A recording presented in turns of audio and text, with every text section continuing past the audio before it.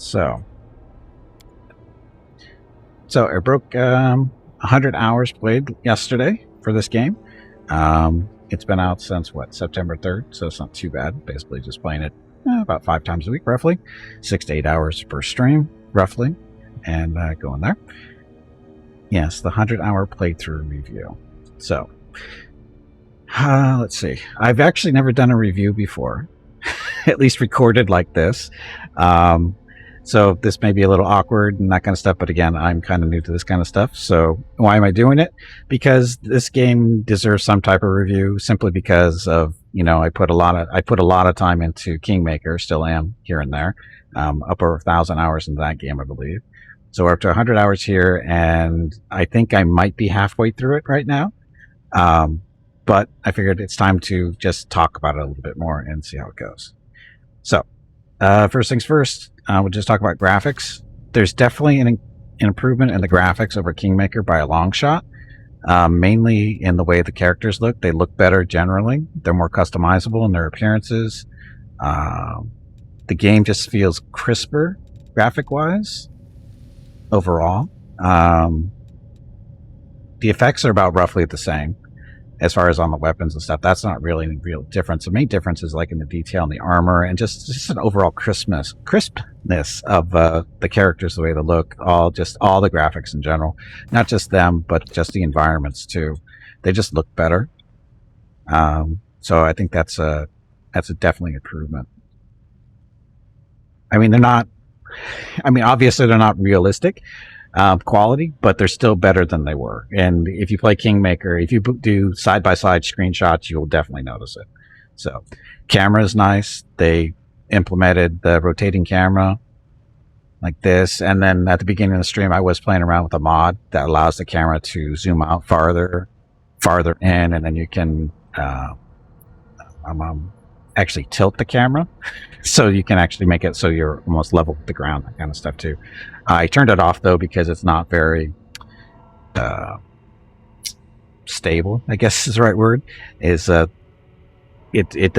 camera doesn't stay locked where you keep it, and I don't know if that's related to the what the mod is doing there, but not really technically part of this review, but it's more a review of the mod itself. But again, the camera, just adding this in is huge, and it's very necessary too.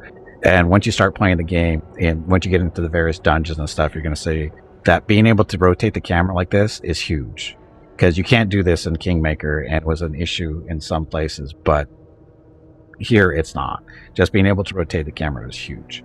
So you got that. Sounds are good. They're basically the same. As far as quality goes, a lot of, there's some repeat sounds in there, of course. I'm sure that's a normal thing to do when you're moving from similar games, that kind of deal. So it's not shocking there. But the sound is usually pretty good. Soundtrack is amazing, just like Kingmaker was. It's probably even better than Kingmaker. But other than that, the quality of the sounds, I would say, is pretty much the same. Music is still, of course, like I said, is great too. Now, one criticism though, the customized voices you use for your characters, it's the same voices from Kingmaker. They did not introduce any new voices that I noticed. It looks like it's the same batch, which is disappointing. I was hoping for more, in all honesty, more types, that kind of stuff, or at least change them up a little bit. But it sounds like the exact same ones they use in Kingmaker. Not huge deal, but still a little disappointing. Then the UI itself. This is basically this portion of the game. The equipment manager, they added some slots. Like there's a face slot now. Or wait a minute. No, the face slot was here last time, wasn't it? Because you could wear... No, actually it is new. Because the other ones, they were goggles, but they went on your head. So this face slot is new. This is your armor slot. This is your... What do they call it? Shirt? Are they calling it a shirt slot? I'm not sure, but that's what it is. So you can actually have armor and shirt on at the same time. All this stuff is the same. Bracers the same. Boots. They changed the location of this stuff. This is where your weapons go. So you still have your 4 groups. They just moved them around. In Kingmaker, they're down below, but now they've moved them up here. And what this actually allows them to do is stretch out this portrait session, or this portrait area, so they have more space to work with to give for the characters and stuff. So it's a nice change. Not bad. mainly aesthetic changes here. Nothing a big deal, but it's still pretty much the same system. There's some still criticisms like healing potions. It'd be nice if you could use multiple of these at once, or use a hotkey to use these, because right now you still have to right click and use, which is annoying. I wish they would update this so you just click on them and uses them, or double click on them and it uses them, or able to use multiple ones at once, like, oh, okay, I want to drink 10 of these so that I don't have to click them 10 times to heal up. It'd be nice to have that kind of feature in here, but it's not here right now, and I haven't found a mod to do it either. So anyway, not a huge deal, but the interface overall is a little different, mainly aesthetics, but it still functions the same way.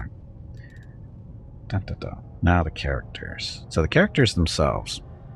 So the big deal here is 3 new races: the Damphir, the Kitsune, and the Oread.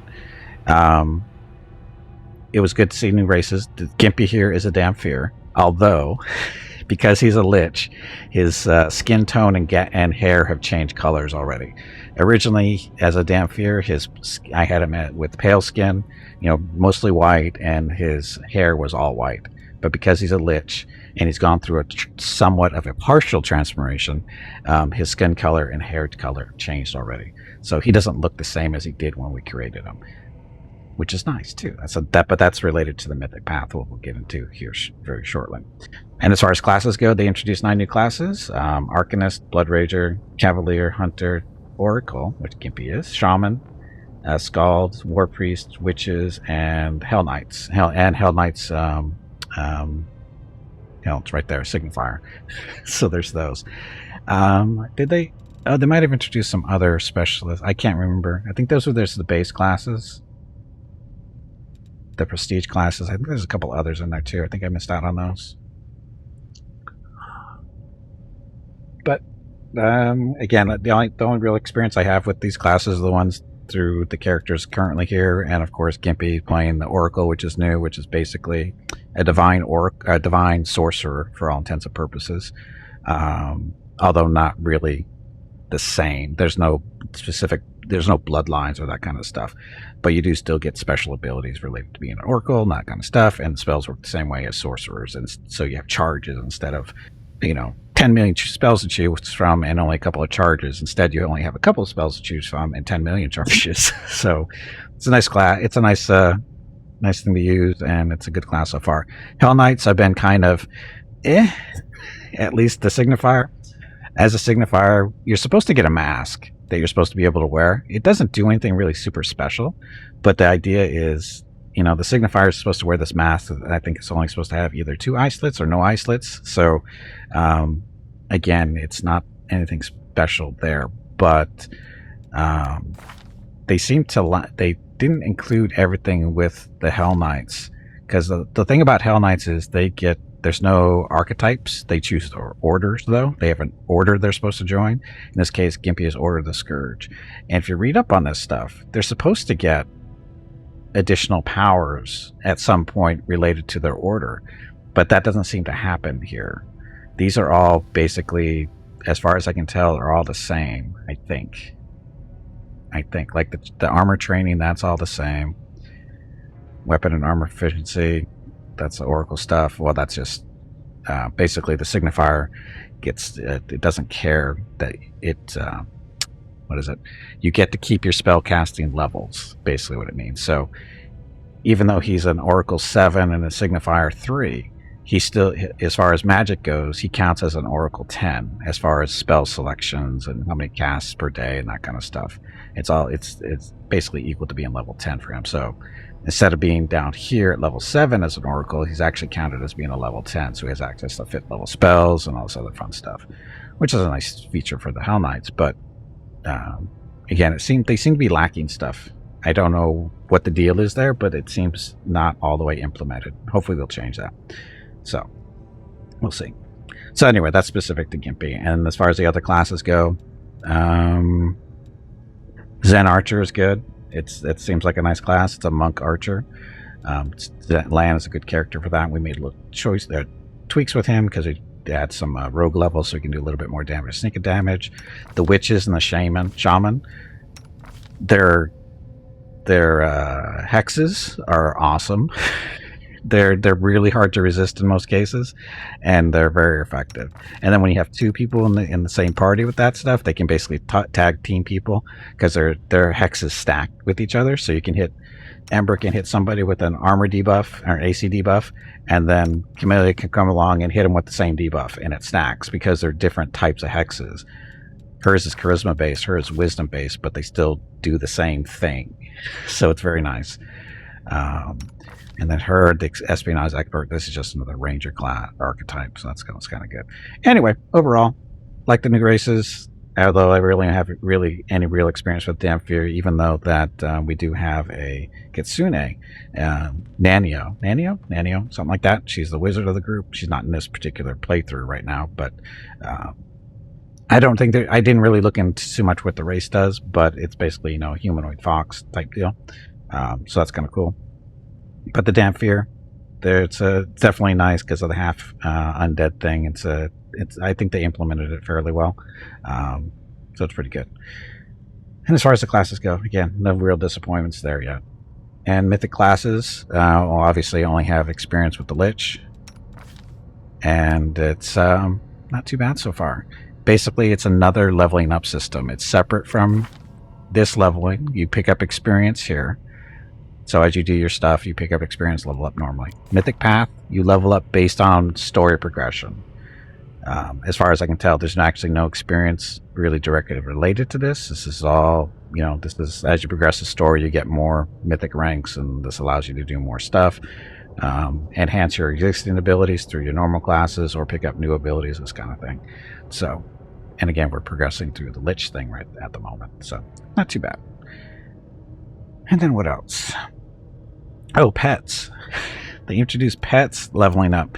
Now, unfortunately, we don't have any pet classes, but the cool part, like this skeletal executioner, this is part of being a Lich. This is Gimpy's pet, basically, for all intents and purposes. It is not leveling up with him. He picked it up at level 9, and it is still level 9. Will it reach level 10? I don't know how it's going to work. Maybe it might be related to when he progresses to the Lich stuff. My name is Veronica, and welcome to Gimpy's Twitch channel. We'll let Veronica do her thing. If you are enjoying what you are watching, please click the follow button in the lower right corner of the video screen. That way you will be notified by Twitch when Gimpy goes live. You can also follow Gimpy over on Twitter at GimpyKnee. He tweets out there when he goes live and will more than likely follow you back. Thank you for watching. Yep, thank you for watching. Happy Friday. So, again, this is Gimpy's pet skeleton executioner. When he became a Lich, you got a choice of picking 4 different skeletal companions. It was basically this guy, an executioner who's a 2-handed weapon fighter. Another choice was a 2-weapon fighter, you know, 2 one-handed weapons, an archer, or a tank. We went with the 2-handed weapon fighter because it fits with the group a little bit better currently, so that's where we went. And of course, the cool part about this, of course, is we can give him equipment. So as we pick up equipment, we can upgrade his stuff. Like he's using this nice little soul shear glaive that we picked up from part of the storyline stuff here, and we upgraded it through story stuff and whatever. So he basically has one of our best weapons, as the skeleton does, because nobody else is really using glaives. Our cleric, Social, who's one of the companions, he uses a glaive, but he's not really in the group that much. So we gave it to the skeleton, and he's wearing armor and amulets and belts and all this other fun stuff. Speaking of, physical mic 2. Where's that other belt we just picked up not too long ago with the 4 strength? We're going to give that to him instead. Where is that? Should be up here. Nope. Just a second. Next oldest. There it is. Okay, so as you can see, we just swapped gear out and you're ready to go. Now this is a dinosaur, which are new animals or pets here in the game as well. Now this is not a real pet though. This is actually a pet from an item that Ember is using. We picked up this Triceratops statuette. Basically, she can summon this Triceratops once per day, and as long as it doesn't die, it's fine. The downside, of course, is that its level is equal to her level minus 4, so it's only level 6. But it still has the ability to use gear. So if we pick up a helmet, cloaks, armor, whatever. Actually, we can actually put armor on this if we could wear it. but apparently it can't have medium armor. So it can't really wear armor. Although it says it's open. Oh, it can wear this. Oh, no, it can't. Damn. Oh, look, it's not highlighted red. That's why I thought he was going to be able to wear it. But it's highlighted red there, or pink, whatever color you want to call it. So, normally, these creatures can wear armor and whatever, but again, this is not a normal pet. This is a pet from an item. However, it still acts like one. And what else? Oh, if we shrink her. Basically, you can ride animals, your pets, if you are small enough to feed on top of them.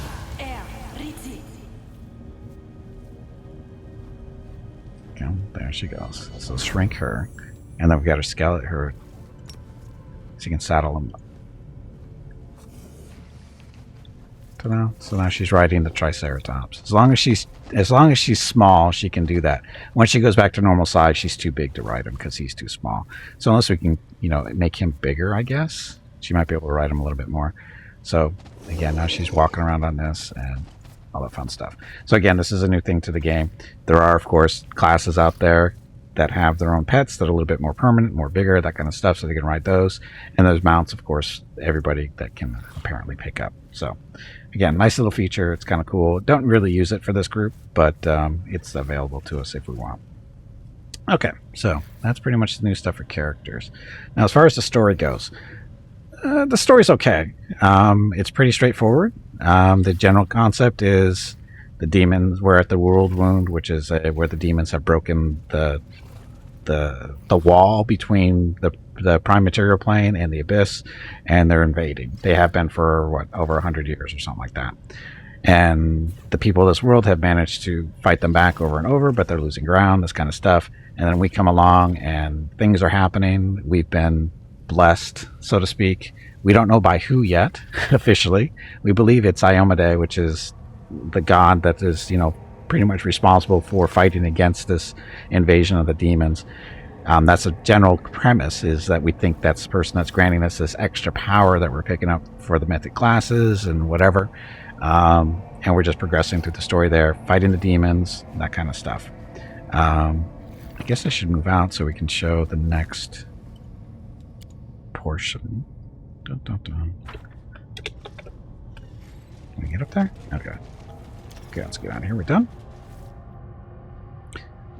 So, going outside, and the story again, it's Pathfinder. It's a Dungeons and Dragons stuff. You go through. We started off, basically, kicking the demons out of the first city we started in, which was way down over here, Canabras. Did the intro stuff. Basically, this is the intro area in the city. We went through all this, and then we've expanded out. We're now the leader, the Knight Commander of the Crusade. So we're basically responsible for telling the armies what to do, where to fight, who to fight, that kind of stuff. How many recruits we need, or who we need to recruit. Collecting money and resources and stuff in order to increase the armies. So this is the Crusader mode, Army Management mode. I don't know what the actual technical name of it is, because it doesn't say up here. But you're allowed to have different armies. This is our main army currently, made up of undead.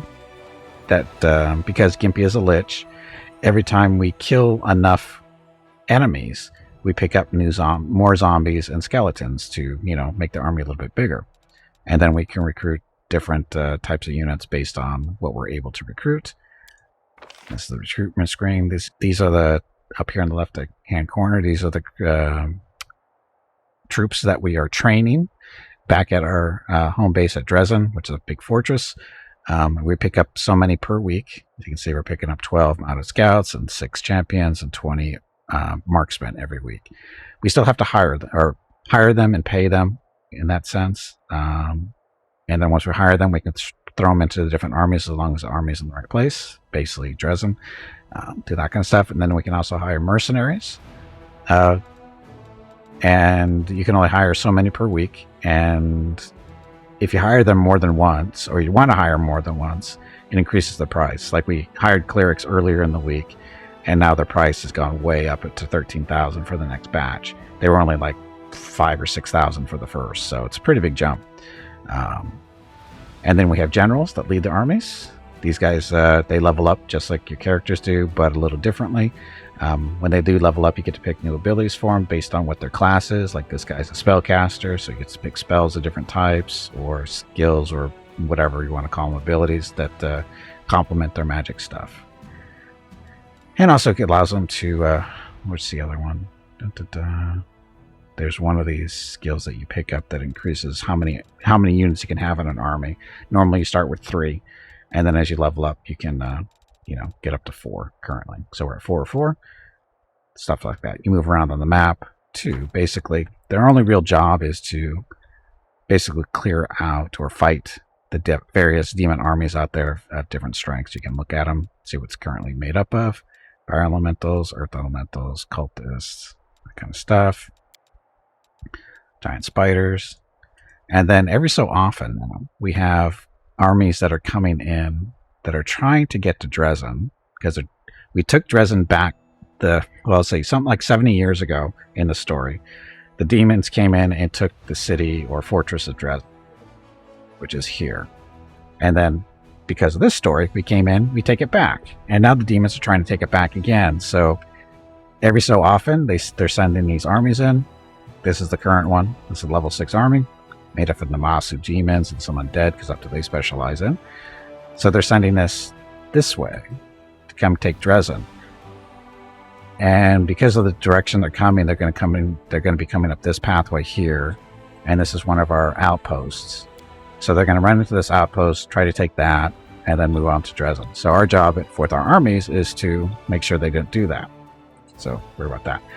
Now, as far as, is this a good implementation for this?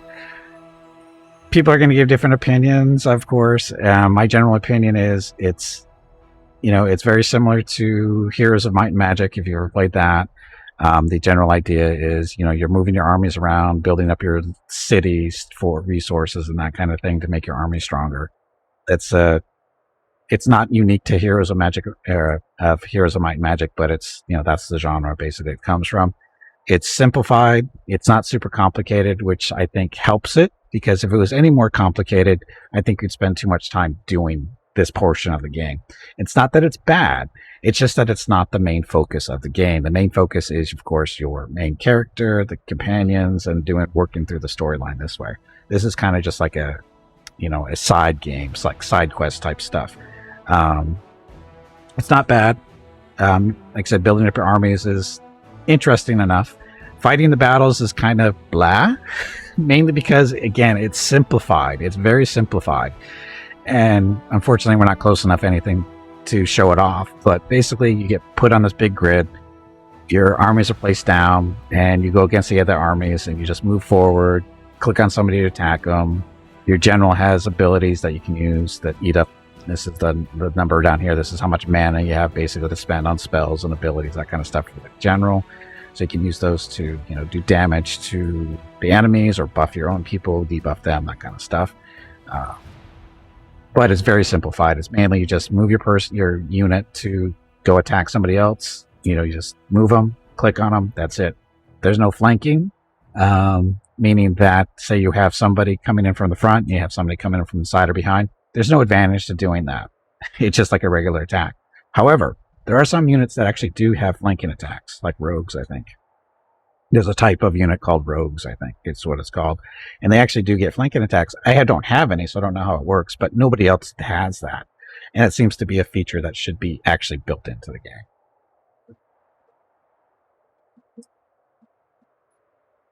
And then some of the fights get too long, too, because some of these units are just really tough on the hit points. Like these skeletons crumble pretty quick. Zombies are more tanky with the 90 hit points compared to 23. Then we have the vampires with these guys. But even these guys can get crushed pretty quick against big enough units. But not a big deal, because you can heal them, bring them back, that kind of stuff. You have range units. Again, it's kind of, and some units have damage resist, damage reduction like the vampires do, so they don't take as much damage when they get hit, unless the unit, of course, is big enough to do, work their way through that, that kind of stuff. So, again, it's a simplified system. It's not super complicated, and I think it's a good thing that it's not. I know some people are going to say they'd like a little bit more complexity to it, but I think in the end, I think it's working right now. And again, people are going to have different experiences and different opinions, and that's fine. That's just the way it is. And again, I'm not disappointed with it. I know it could be better, but again, I understand this is not the main focus of the game. This red tag up here, that's not the focus. It's this that's the focus of the game, and this is the part that's supposed to shine. And right now, it's pretty decent. They're still doing bug fixes on a regular basis. I think they did actually just had a bug fix early this morning. I think they had one early this week as well. And by bug fixes, it's just they put out the list of stuff they changed or updated and fixed and that kind of stuff. And they've been doing that since the release, of course, which of course we knew was going to happen. And in reality, it's much better than Kingmaker by a long shot. And the fixes came through a little bit faster as far. Like when I first started playing this on the 3rd, I was having issues with crashes. The game was crashing like 2 or 3 times every couple hours. And within a week, they had patched it, and I haven't had a crash since. So that's pretty good. There are definitely memory leaks though, because the longer you play, the more the game tends to slow down. I'm still noticing some graphic issues here and there, basically tearing. If you're not familiar with that, it basically looks like graphics get stretched and that kind of thing. Run into that every now and then. Again, usually as the longer you play the game is when that stuff normally starts showing up, and you fix it just by restarting the game. So not hard to fix as far as our end of things, but it is stuff that still needs to be addressed, and they're addressing stuff as they go. So they can't fix everything at once, but they're still making progress, which is good. So what else? I think that's it. Oh, I take that back. The other thing, they need to actually, explain how to do stuff a little bit more for the army management, because it's not real clear on what how you're supposed to build the cities and stuff. They tell you, okay, you're going to build stuff here and whatever, but they don't really explain. There's no real tutorial on what to do. Like, did you know that unless you build these specific buildings, you're not going to have anybody to recruit as far as trainable things like archers and marksmen and all this other fun stuff that we have currently listed? We had to build buildings for this. There's no tutorial to explain this to you. It's just like they just throw you into it and go, good luck. So they could use a little bit more work there, but there's enough people. Luckily, as a streamer, people come in and go, did you know you can do this, this, and this, which is helpful. But the typical person, unless they're really paying attention to how things are going, aren't going to know that, or unless they do the research. So is that a big deal? Kinda, I think. They should have done, there's no real tutorial on what to do here. Did they do one in Kingmaker? Kinda, not really. Even in Kingmaker, the whole kingdom management thing was really basic. But that is something they could definitely, and by they, I mean Owlcat, they need to, flesh that out a little bit better, be a little bit more detail and explain what to do, because it's not real clear, in all honesty. But the whole, recruiting of armies, it's not real clear. And how do you get your recruits? Oh, she can't show this here. These guys, like, for a while, it was like, why am I not getting any of these guys up here? And it's like, you're supposed to get them every week. And I know it had gone over a week and we had no new guys to recruit. And it was like, oh, I didn't build the right buildings. I didn't have the right buildings to recruit these guys. That's why I wasn't getting any. I was getting mercenaries, but I wasn't getting the trainable guys, these guys. And, again, that comes down to Owlcat not doing a proper tutorial to explain how this all works. It was more of a, oh, by the way, here you go. So something that could be worked on, but not a game breaker, I would say. Just a little disappointing. Not a big deal. Anyway, overall, I like the game, obviously. I'm over 100 hours into it. plan to put another 100 at least into it, depending on how long ever it takes. We are going to finish it someday. But yeah, it's good. I'm enjoying it. Again, they're fixing the bugs. Hopefully the improvements come after that. After they get the game a little bit more stable, a little bit more fixed, they can work on maybe doing a tutorial for the army management stuff. There's some other stuff that needs to be taken a look at and that kind of thing. But I think they're doing okay. They did really well with Kingmaker. Kingmaker was a mess when it came out, and now today it's a great game. It's great because I've had so much time to put into it, especially with all the DLCs that came out with it too. So hopefully we go down that same path here, and they have this game up and running the way it should be running. I mean, again, it's not perfect, but it's definitely good. And if you like this type of game, again, this is Dungeons & Dragons, classic stuff, turn-based strategy, whatever you want to call it, tactics. It's a good game, and definitely having fun with it. So anyway, that's that. So that's my first official review of any game. I've never done that before. So anyway, happy Friday. Sorry for ignoring everybody in chat. I didn't want to interrupt with questions and stuff, because it's hard enough to stay on target. Reki, you made a Cavalier character, but him being only the mounted character was bugging. Yeah, that's the problem with mounted stuff. I think you need to have multiples for them to work correctly. Lack of con on your skeleton is interesting. It's because it's undead. Undead get a penalty to Constitution, but bonus to Charisma. Gimpy's going to have the same problem when he becomes a full Lich. Interface for the Crusade part. This is loopholes. Needs to be much better. There's too much clicking, especially when building up your outposts. Agreed. My opinion on the companions. Oh, I didn't actually talk about that, did I? Actually, that was in my notes, and I totally skipped over it. Companions.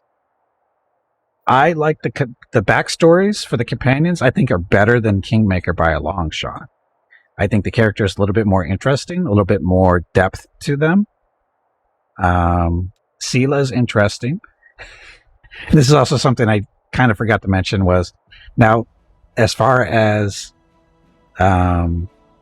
reactions to your mythic characters, it's an interesting thing because Gimpy's evil. He is very much an evil character, right? He's lawful evil. It's going to be a Lich. As soon as you become a Lich, everybody knows you're evil. Yet, they don't really react too negatively to it. Like, we have some people in the party, like Seela, she threw a fit at first that we were becoming evil, and she's all worried about us and how worried, she's worried about where we're going and this kind of stuff. And she'll say something from time to time, but she's made no real threat of leaving or killing me or that kind of stuff. And she should be. She's a paladin. She should be incredibly angry at me and trying to kill me. That's her job as a paladin, is to kill liches, right? But she hasn't gone that route yet, and I don't know why. And then we have a demon in the group too. Now, again, Seela threw a fit about having a demon come in, but that was only the intro. And so there's that kind of stuff going on. But overall, I like the companions. Ember is hilarious. She's so, I don't think innocent, naive is the right word. It's just, she's a goody. And she's just, she tries to see the best in every situation, no matter how bad the situation is. She always looks for the positive. And that's hilarious. And she's a fun character. She can maintain being a paladin while being so chaotic. I have no idea. Well, she's not chaotic. She's not chaotic. We're not even chaotic. See, I think part of the thing is because we're lawful, it's still keeping within her, the lawful period or the path that we're on. We're very much lawful, even though we do evil stuff from time to time. We are very much sticking to the lawful path because that's working. Oh, her behavior is chaotic. Is it?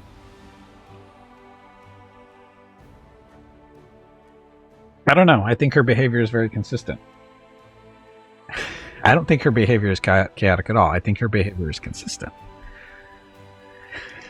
It's consistently chaotic. Or it's consistently against being a paladin in reality. she's a good guy. She is definitely a good guy, and she's consistently trying to be the good guy. But she's not very paladin-y as far as her behaviors towards evil. She's not good enough, I would say. She's not a good paladin as far as, oh, I must fight the forces of evil type stuff. I don't care if you're a demon or undead, you're still evil. Paladins, that's their mindset is, the evil must be vanquished type deal. And she doesn't have that mentality. She wants to kick the crap out of the demons, but she's got no problem with the guy standing next to her who's summoning all the undead all day long. So, but it makes me laugh. Sorry. Lan, he's entertaining. He's a goofball. He's lawful neutral. I don't think him as... Sorry, my voice is going. Just a sec.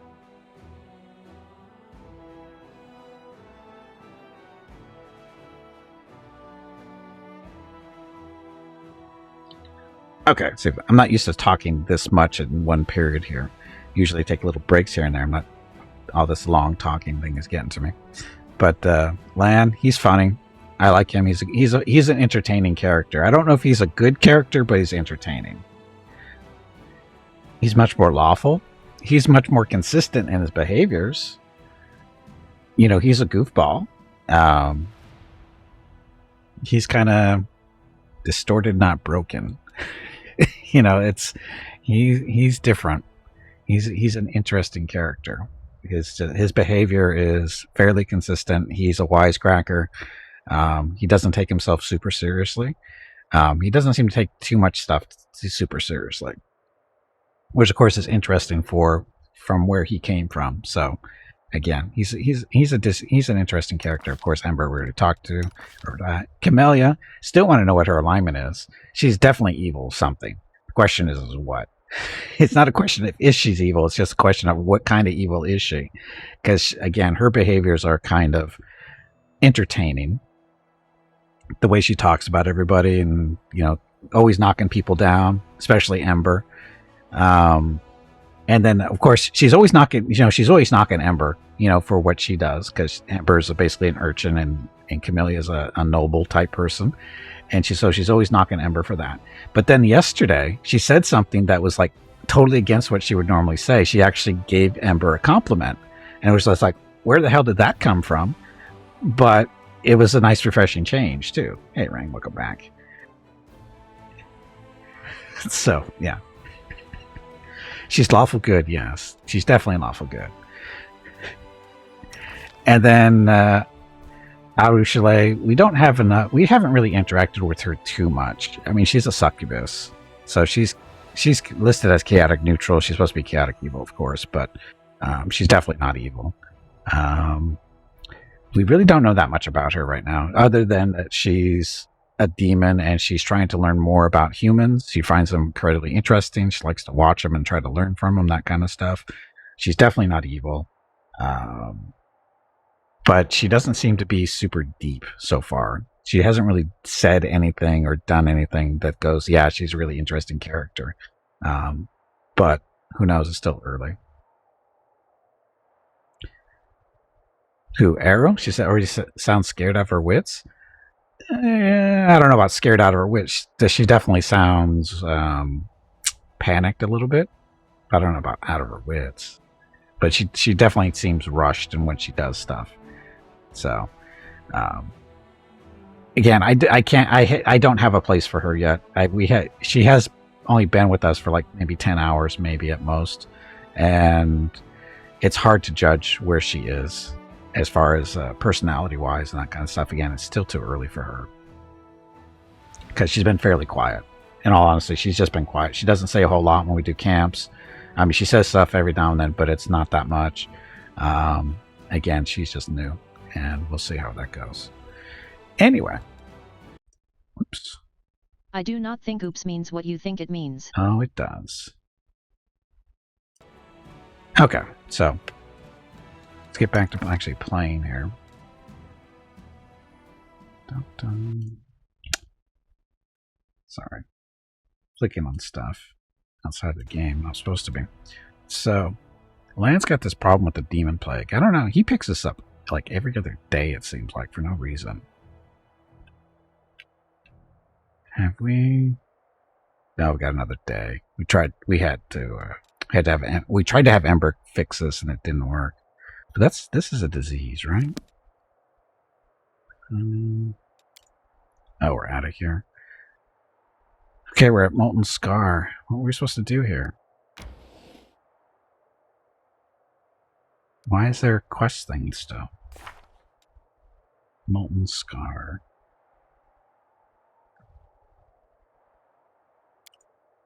Price of Knowledge. When they identify a mad half-elf woman. Oh, we just found that one yesterday.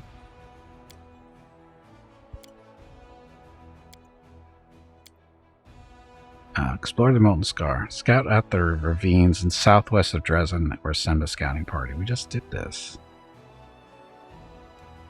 Tell Erebeth about the victory. Oh, we have to go back. No worries. Okay.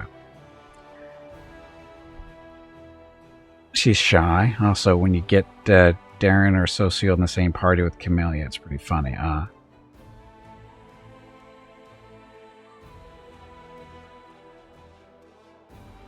Camellia is scary.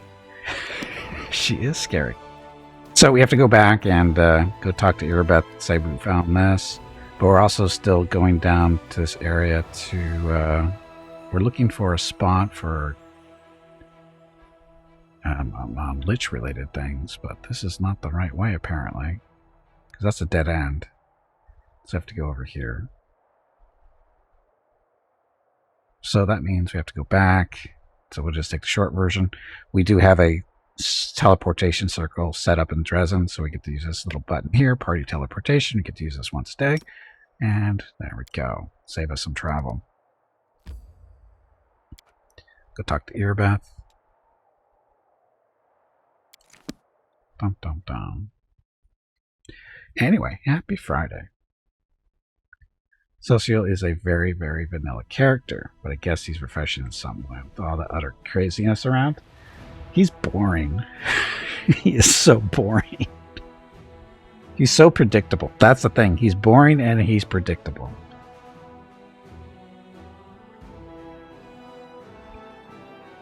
Other than, of course, that he's a gambling-aholic. What is the word? He's got a gambling addiction. Other than that. But that seemed to be easy enough to fix. Uh-oh. Jaeger. Oh, Jaeger. Familiar figure clad in black armor appears before you and ceremoniously offers a salute. Greetings, Knight Commander. Jaeger and Kel from the Paralictor Derenges squad at your service. I'm afraid it's becoming a habit, but once again, I bring it's dire time news. Again. Drink some water to keep that brain moist. Just it. Jaeger casts a nervous sideways glance at his superior officer. Paralictor, while you've been following Knight Commander, much has happened at our outpost. Enough empty chatter. Knight, give your report. Although Regel's tone remains as dispassionate as ever, his gaze has grown in intensity. He watches Jaeger like a predatory beast prowling ever closer to its prey. Jaeger snaps to attention and repeats a message he's clearly taking pains to memorize. According to whom it may concern, a group of Hellknights has vanished under suspicious circumstances. They were last seen on the road to the occupied city of Iz. The knights were escorting a group of cultists and carrying letters captured in a recent raid on an underground hideout. They disappeared after reporting their approach to our outpost. And the chapters quartered there failed to find any traces of the missing knights. The situation is hardly normal. Such a large squad could have fallen in battle, but they could hardly have vanished into thin air without so much as a sign of struggle. Powerful demonic forces might be involved in their disappearance. Thus, we informed Dresden about the incident and plead for help in our investigation.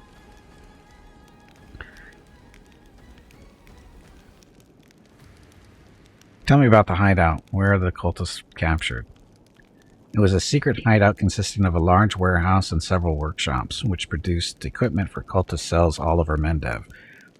We'd been tracking the cultists for a while before finally locating and attacking them. Strangely, our intelligence reports had indicated that several powerful demons were always present inside the hideout, but our strike team only found mortals. We captured and escorted them to our outpost for questioning. What of this outpost being... Oh, what? Of this outpost where the knights were last seen. As I understand it, Paralictor, Renth, Ty, and Diathan informed you about the outpost during their visit to Dresden. While we finished its construction just a few days ago, it's already our largest staging ground in eastern Worldwood. We have a small permanent garrison station there, and we use it as a resting area for the Hellknights involved in the various expeditions. Fine, I'll take care of it. Virgil waves Yeager away, then sets his pale yellow eyes on you. We must visit the Hellknight outpost as soon as we can. I suggest you treat this incident as seriously as possible. It might have unexpected consequences. How far away is that going to be? I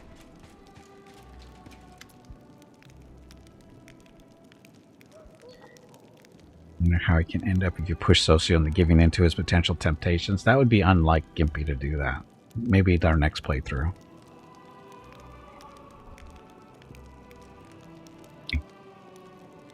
Dorgalinda Stranglehold. Hail, Commander, a middle-aged dwarf who has clearly seen some combat. Salutes you with one barely moving bone-dry hand. That reminds me, we gotta go visit our corpse in dungeon. On her face are huge scarred claw marks. A black eye patch covers one eye, but she is watching you with the other, intent and somber.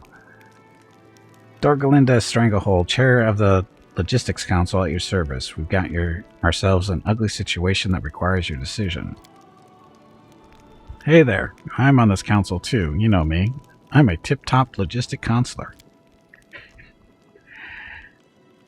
I hope I won't get into anyone's way if I join you. Chalet looks around and with visible worry. I think I could give some good advice here, if you don't mind, of course. Hopefully this council will benefit from my vast experience surviving with gear that consists of rocks and sticks, and where any dinner that's not squirming on your plate is considered a feast. All in all, kind of like our crusade. I won't lie to you, our logistics are a mess. We need more of everything, and what we do have is in disarray. Crates of provisions are rotting away in storehouses because some idiot quartermaster spilled beer on the papers, and fools are not the worst problem here. There's also theft. Some officers grease palms to get a helmet with stylish plumage, or a fancy blade from Nerocean. I still don't know how that's supposed to be pronounced. Meanwhile, that means that ordinary soldiers are being armed with barely more than kitchen knives, hammer and tongs. It's time to give the entire logistics staff the bum's rush. The question is, where do we find capable and honest people to replace them? The army's always a mess. It's the army, duh. If we want to get ourselves out of the bog, supplies have got to be handled by real moneymakers, not soldiers.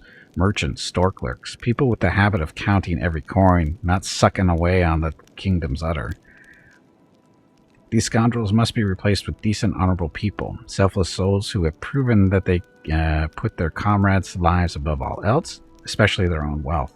Surely that's who will take the best care of our soldiers. Let's get some veterans on the job, people who've had their fill in the front lines and who know firsthand what life is like for a common soldier, what the rations taste like, and how the boots are always the wrong size. My suggestion is call some experienced, well-connected supply officers from Nerocean. Let them leave their cushy jobs in Mendev and work up a sweat for the good of the crusade.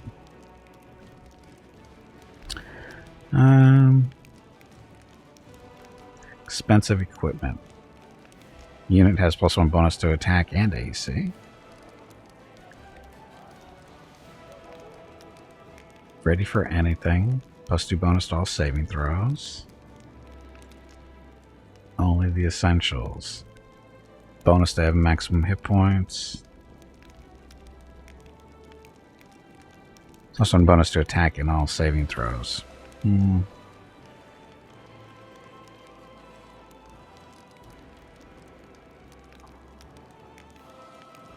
Bonus to attack and AC. Let's go that way. We can't go wrong with those guys. You just gotta watch what they're selling and to whom. If they're by the loathsome, they might sell something to the demons. Nah, I'm kidding. They won't. At least not to the demons. Probably Not, at least not to the demons, probably. Look, it'll be fine. Then it's decided, no matter what our new quartermasters are like, there's no possible way they can be worse than what we have now. The results are reported to you, and if anything else comes up, I'll call the council right away.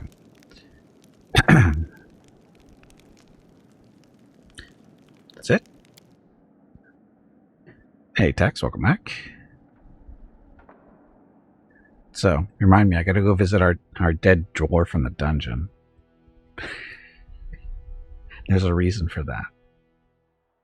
There's a reason why we've been keeping him in the dungeon. Ah, there's nothing to do out here. That's disappointing. So, Lich stuff. It says somewhere to the southwest. Southwest of Dresden is basically anything from here to this way. This whole area can be where we need to go for Lich stuff. Ugh. So much traveling.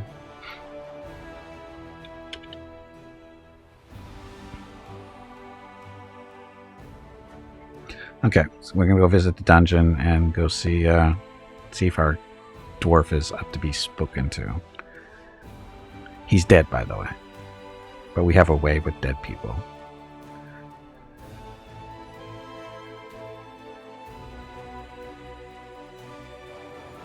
Come on.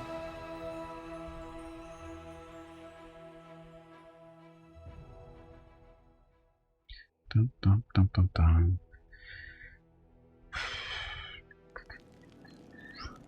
Okay, so dungeon.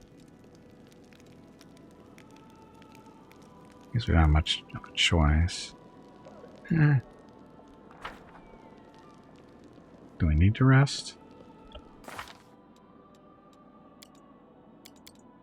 Oh, is she an actual character?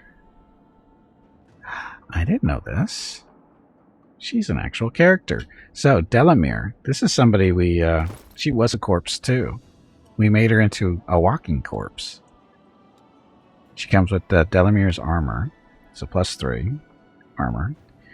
Allows the wearer to cast spells from the plant's domain as if they were 2 caster levels higher. She is a lawful... Oh, she's a slayer. And her bow. Delamere's bow. So composite holy enchantment +2.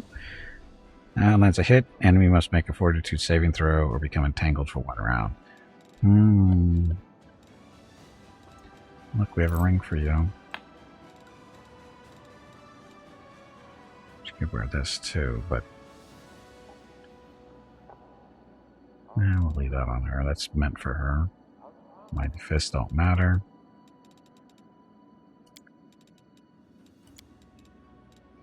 Belt. Strength, Hello Constitution. everyone. My name is Veronica and welcome to Gimpy's Twitch channel. If you are enjoying what you are watching, please click the follow button in the lower right corner of the video screen. That way you will be notified by Twitch when Gimpy goes live.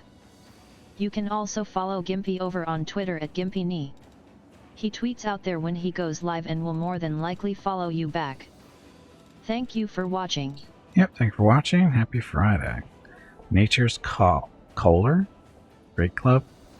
Whenever this +3 corrosive Great Club confirms a critical hit or kills an enemy, enemies in a 50-foot area must post a saving throw or suffer 2d6 piercing damage. She can use that. Why not? Nobody else is going to use it. Oh, Radiance is still here. So, what's this? Oh, polymorph into any creature. She's a slayer. Oh, she's not going to be polymorphing into anything, will she? Yeah, no spells. So, if she doesn't cast spells, how come she has this? Cast spells from the plant's domain as if they were 2 caster levels higher. So are they trying to tell us that she should be a druid too? Not just a slayer? Or was she a druid before? Tempting. Maybe next level. We'll see what we can do with her.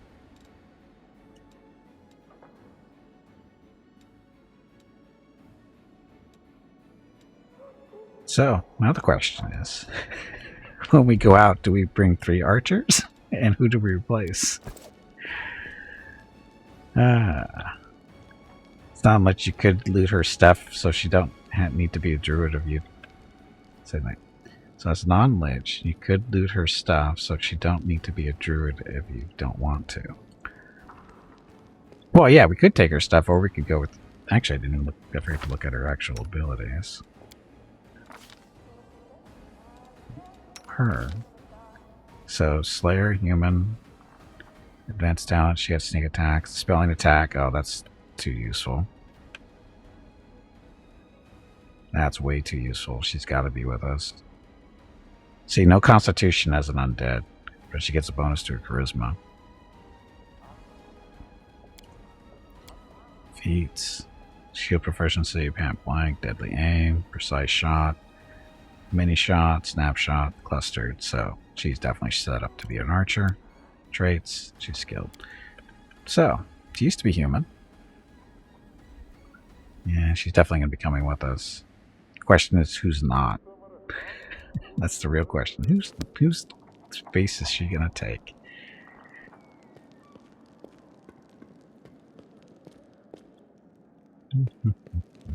Okay, so I gotta go visit the dwarf. Prison. I think yeah, he's in the prison. So this is as it should be. Okay, so Staunton. Staunton is the evil, well, not the bad dwarf, dumb dwarf. Corpse looks horrible. 2 whitish orbs where normal eyes once were. Rotten eyelids, the putrid stench of rotting meat. Flies are swarming the dead dwarf, eager to lay their larvae in his flesh. Cars, let's Mythic Path. Awaken Staunton. The corpse does not move, but you can sense Staunton's presence. His low voice resounds in your ears. Get lost, I'm dead. Magrum, the god of death, is waiting for me. He will deliver me unto Pharasma's judgment. Me, I've had enough judgment here. No one will look at me with pity and disgust ever again. Go to the abyss. What do you want? Then again, I can feel it. You too want to use me. Forget it. You're being offered a chance to serve me and atone for your guilt. Pose your... You want to make things right? You want to serve me. 25... 26.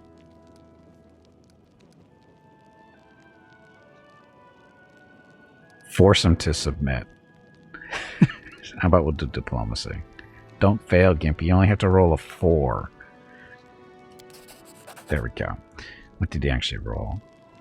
Oh, it's not going to tell us because he didn't fail. Oh, there we go. So rolled an 8. So close. Hey, Tex. Oh, no, we already said tie to Tex. Thank you. Sorry.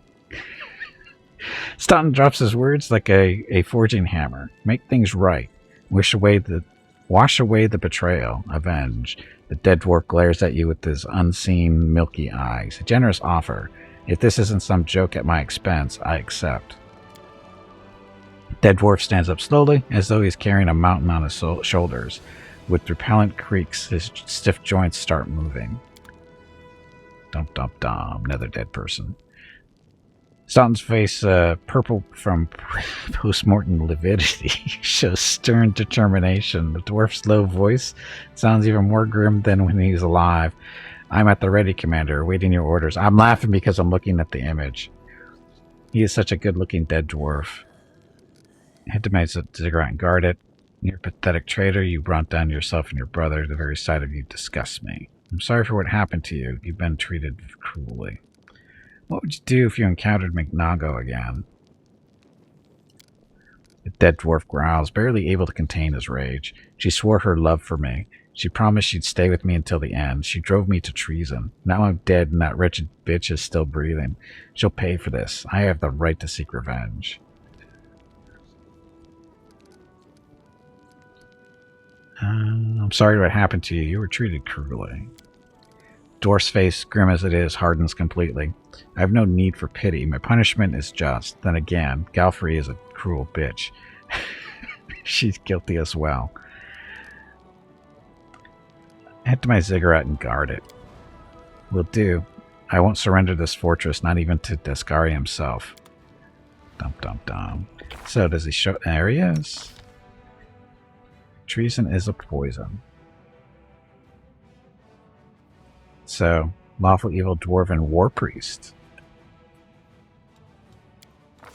So his abilities. All the fun stuff. That's right, sacred weapons on the war priests.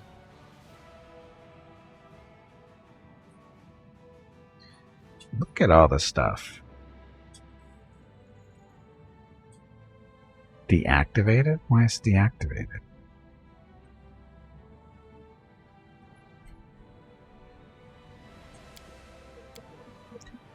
Feats, tower shield proficiency, cleave. So we actually may be able to outfit him pretty decently. Slow and steady. Stability. Already keen set. So he's got all the dwarven stuff too. Huh. He's got no gear though.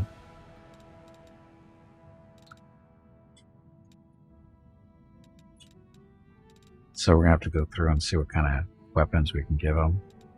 He could replace Sela as our tank with that tower shield stuff. Give him radiance. Because actually no, he was the one that was using the glaive. We could give him radiance to play around with. For now.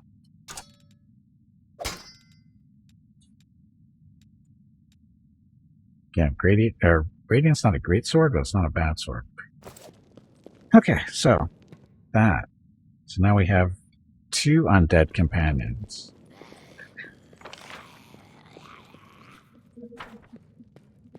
So this is why you become a Lich. So you can kick out all your good-looking people. The ones that don't stink so much.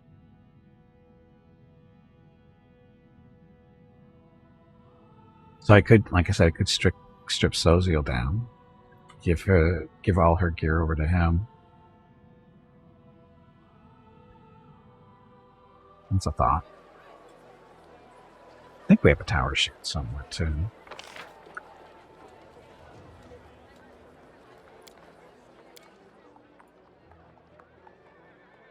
Actually, it might be faster to go this way.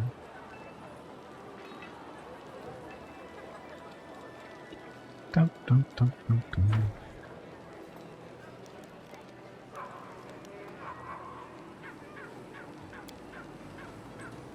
Oh, Gimpy.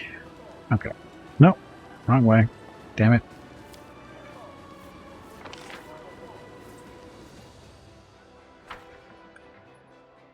Oh, I wonder if our undead people get mystic abilities too.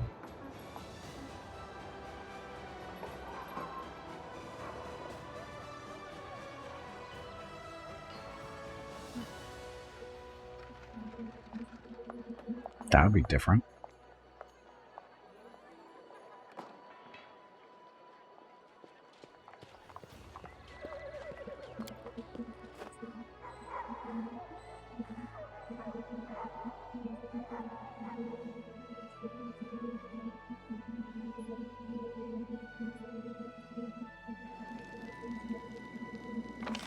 Okay, we're going over here to our storage. And see what we can do. With the dwarf. I think, like I said, I think we have a tower shield in there.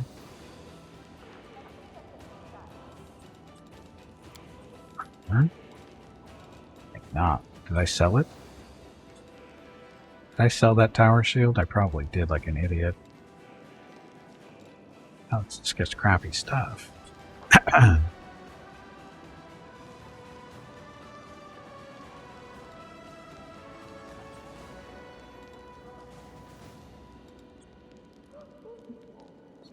Why do I keep all this crappy stuff? Weapon. So he's got radiance already. I thought I had a tower shield, but I guess not. Must have sold it.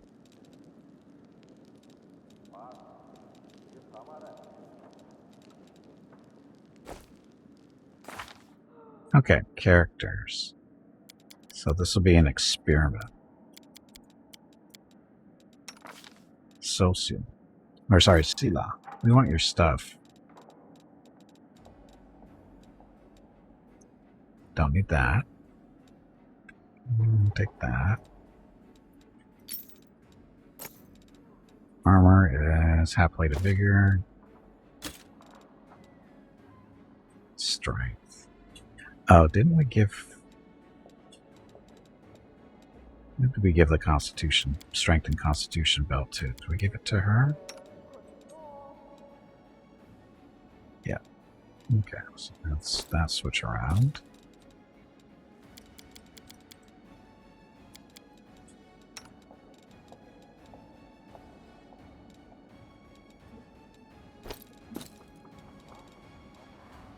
Boots. Comps bonus saving throws against movement apparent conditions. Sure. Well, that's a crappy cloak. Protection 2. Crusader's ring.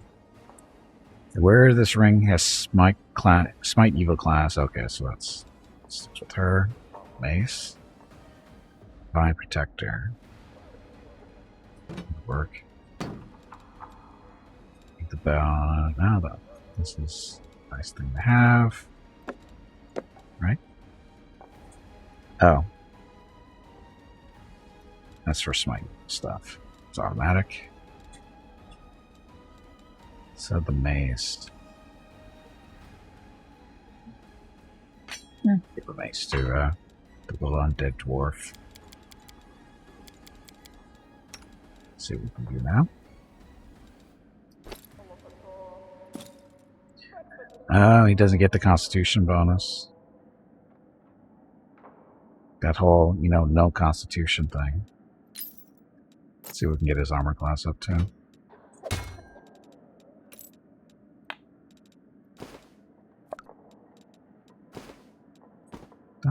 No, we don't have a hat for him.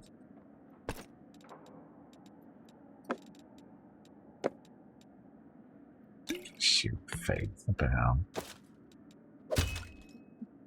Yeah, his AC is up to 30, no buffs.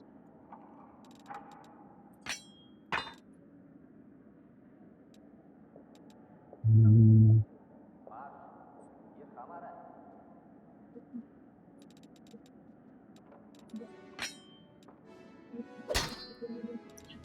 Seven to 14 damage versus 6 to 13, but this thing is so much better.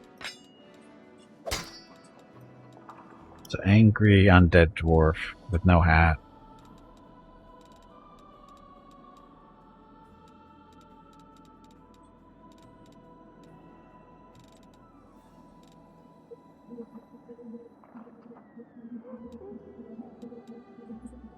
No rings? Did I sell all my ringer protections? Oh no, that's the one there. Never mind. Oh, no bracers. Never mind. Okay.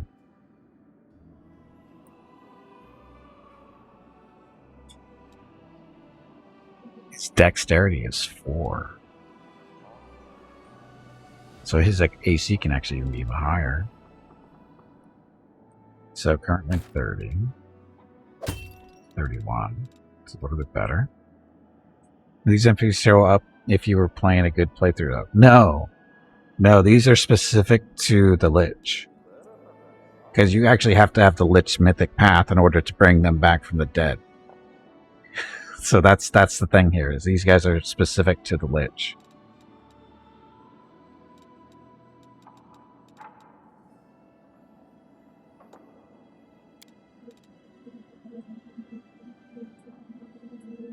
Oh, look at that. So half plate of vigor. We should probably give that back to Sila, I guess, because he doesn't benefit from it. Gimpy would right now, but Gimpy doesn't wear armor.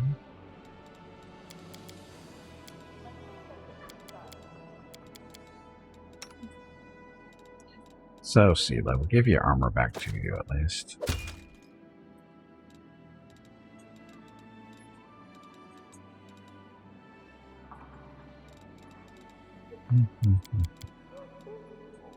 I'll give her the belt too. Never know we're going to need her again. And he doesn't get the Constitution bonus.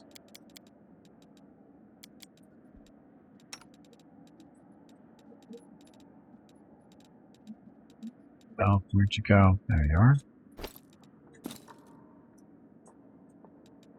Oh, she's already got the Constitution bonus from that. Oh, well. She's fine.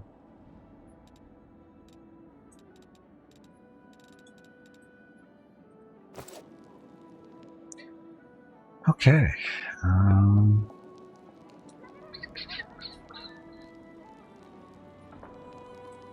Guess we'll rest. So, again, we're going to replace Sela with the dwarf. And then who else are we going to replace? Maybe you could help out at an infirmary. Plumping pillows for wounded paladins is one thing, but constantly wading through the gore and stench? Not a chance. Dum dum.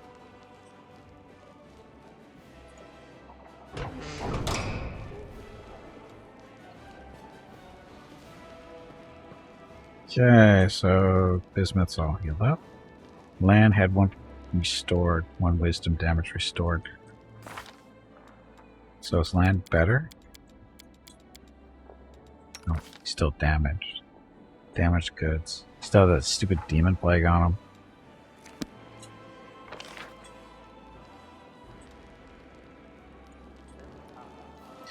Okay, let's go adventuring.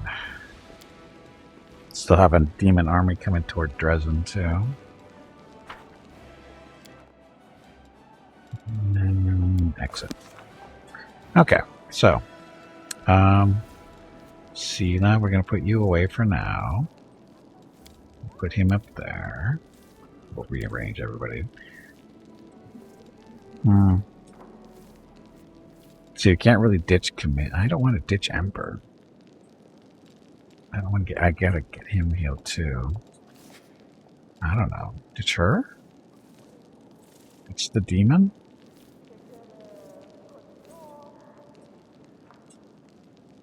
Because you can't ditch Camellia because she's our one of our buffers. Plus, she's our resident rogue.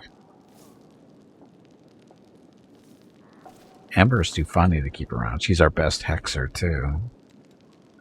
So I think you're gonna. Lan is a better archer than she is right now because of his sneak attack damage. Although she's got more hit points. Oh well, we'll see how this goes. So half our party is now mostly undead.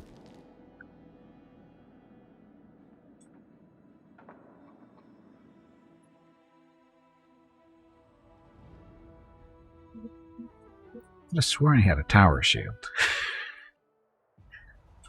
Oh, demon army's almost here. So they're going this way. So we'll meet them Hey, up bag there. of water. Stretch your legs. No. You have been sitting in one spot for far too long. Lies. There. And I forgot to check for recruitments. Or recruits. Nothing there. We're doing this.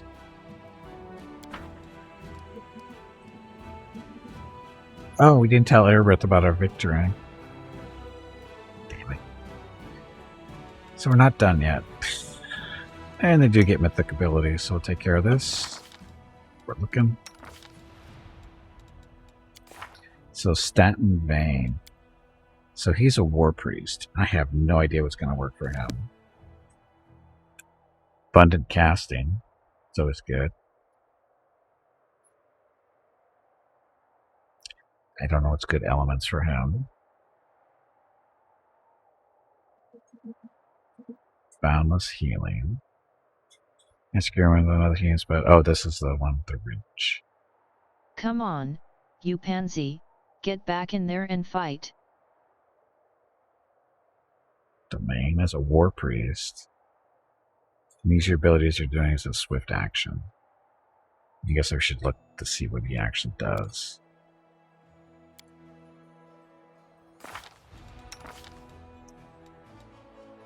So, spellbook.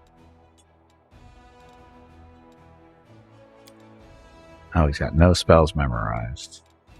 We lost our paladin, so magic weapon? Oh, that means you don't bless weapons.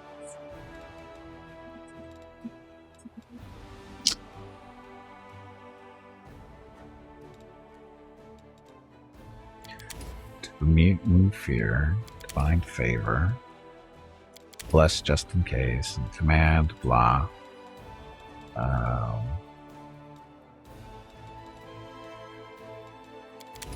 Gimpy.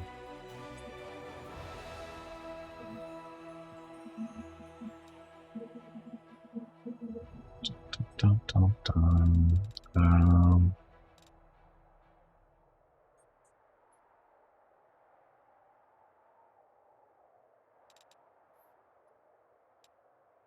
Breakable heart just in case.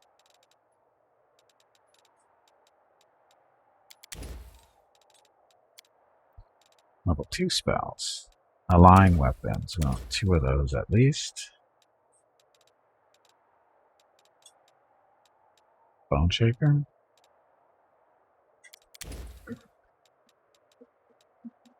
Effortless armor, so he moves faster if needed. Remove paralysis. There we go. 3. Prayer, level 3. So I thought it was a level 4 spell. Not complaining. Doesn't really need magical vestment with Gimpy around. Spell magic is good though. Don't really need this with her around, so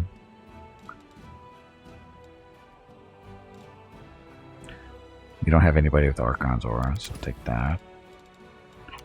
Level 4, this is high level spells, and this is what? Divine Power.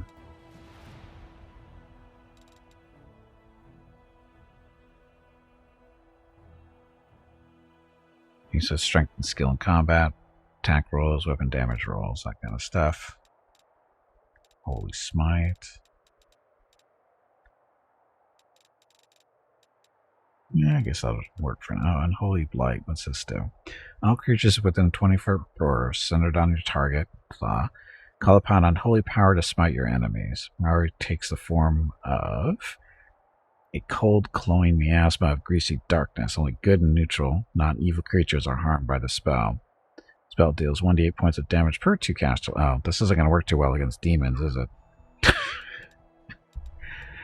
Holy Smite, though, but it's going to hurt us more than anything else. Oh well, leave that as it's right now. So, does he actually get domains?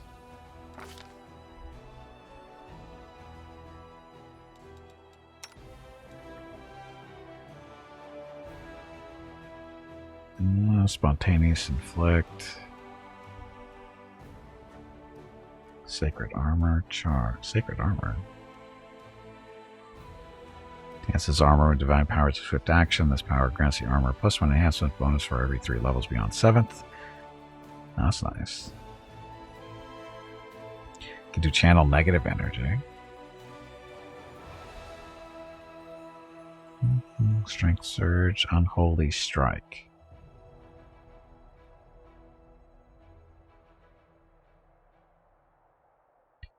So, well, that's not going to help us too much, unless we're fighting the good guys. Battle Companion? You can summon a Battle Companion. This ability functions as a summon monster 4 with a duration of 1 minute, but can only summon demons. This ability can summon only 1 creature regardless. Well, that's a nice little ability to have. It does have sacred weapons. Okay, so that's very paladin-like, so that works. So he doesn't actually have a domain. I don't see anything talking about domains here. That's the main thing we're checking. So, Evil. An evil blessing.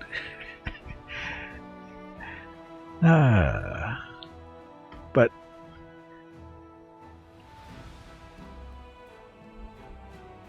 yeah, he doesn't have an actual. These are kind of like domain abilities, but I don't see actual any domains.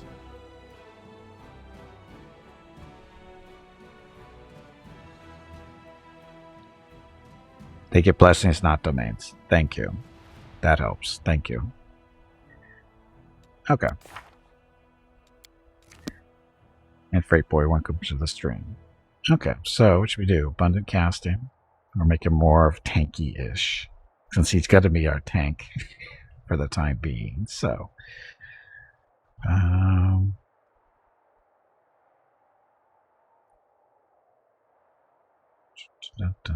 let's range weapons. Every time you hit a target in melee combat, you leave a mark on it.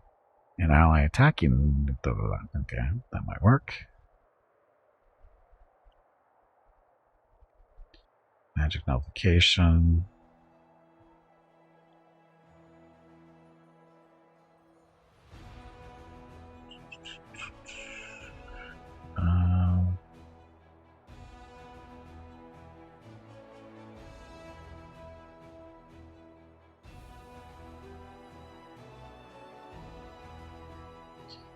Every turn, as long as you make at least one melee attack, you gain a +2 bonus to damage.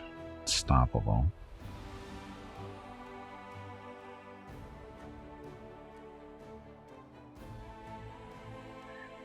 I don't know. Lots of spells is always good.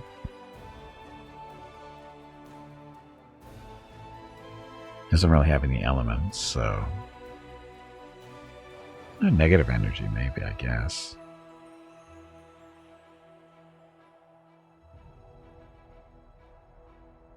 Can no longer be prevented or reduced for resistance or immunities. It's kind of a lie, but do the negative energy. He definitely does that. Next.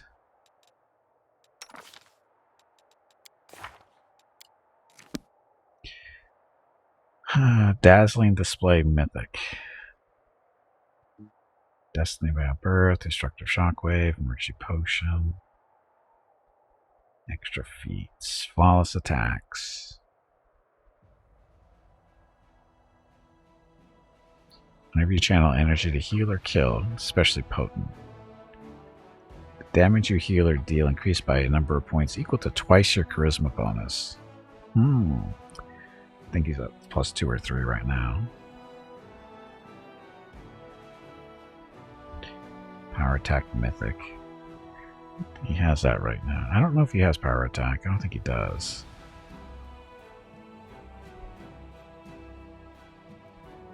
Toughness. Needs more hit points. Toughness provides twice as many hit points. In addition, when you're below 0, you gain 10 DR10 Epic. I don't think he has toughness yet.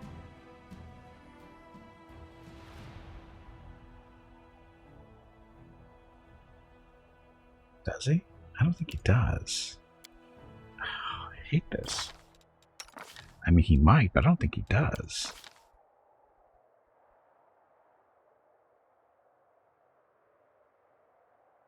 Fighting defensively.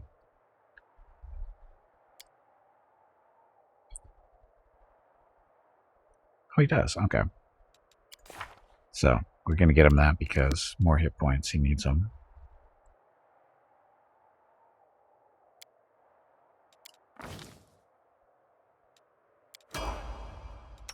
Again. It's level 3.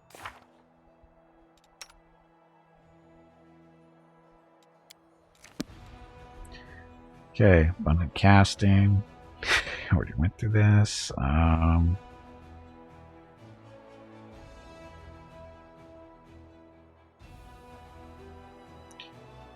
It's important amount of mythic powers. Once per day, when your hit points drop low, you become unkillable. Yes, we found this actually works really well on a tank. Okay, so he's set. Now she needs her Mythic Archer stuff. Dun, dun, dun.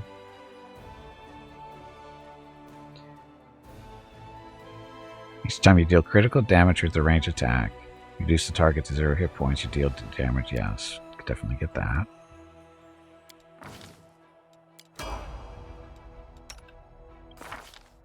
Next level. Deadly Aim Mythic. No.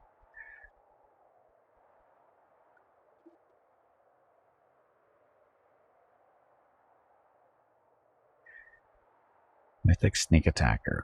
Ah, more sneak attack damage out of her. Features the range attacks is unmatched at point blank range. It's +2. Sorceress Reflex, no. Toughness, Weapon Focus Mythic.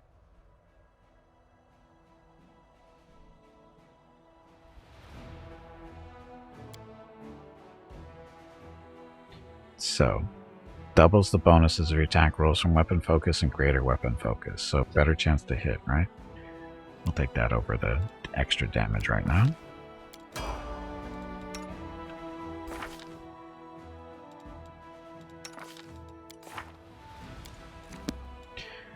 Okay, casting. She doesn't cast. She's a Slayer. Dun, dun, dun. Find a way to use your perception and knowledge to better defend yourself. Your studied target ability gives you a bonus to AC against the target of your studied target ability, equal to the bonus this ability gives you to attack rolls. So it makes her harder to hit when she studies the person she's shooting at. Ranged weapons attack are dangerous enough for an enemy to forget about melee threats, so it makes it easier for our melee people to hit when she hits targets.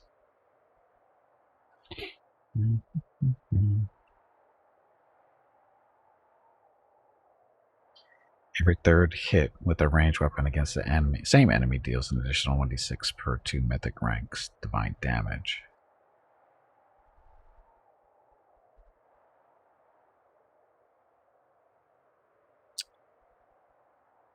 Ranging shots. Every time you miss an enemy with a ranged attack, your aim improves.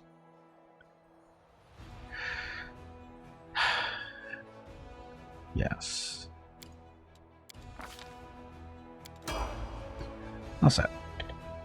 Hey, Meerkat, welcome back. Happy Saturday. Okay, so off we go. Oh, our army needs to move first.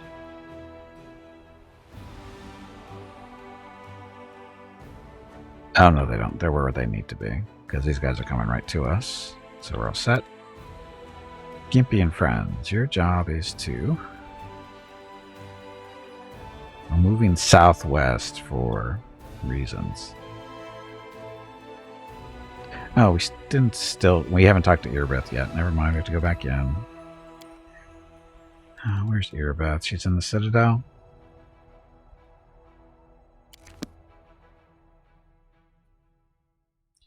So many distractions. All these undead people joining us. Replacing the living with the dead. Because the dead don't complain as much.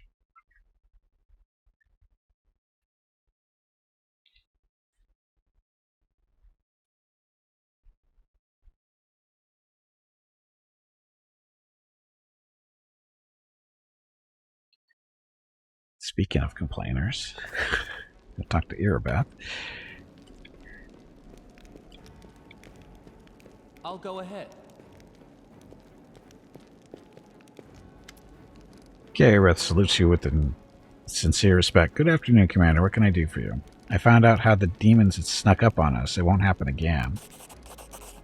She nods grimly. We no longer need fear surprise attack, but news of what the demons did to their prisoners has spread through the ranks. Their fate is truly horrible. You did the wise thing in sending them to the mongrels. I hope they'll be able to find at least some semblance of a normal life. Experience. Okay, well, that was easy. That was worth the trip. Dalton's complaints are in vain. He spelled vain wrong. I know the way.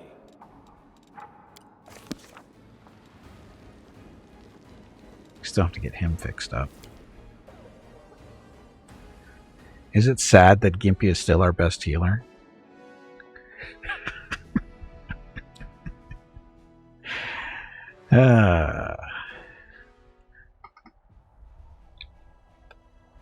Okay, where are we going?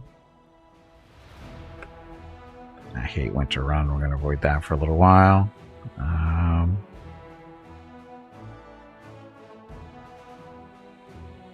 With a riddle, I guess we can try going this way.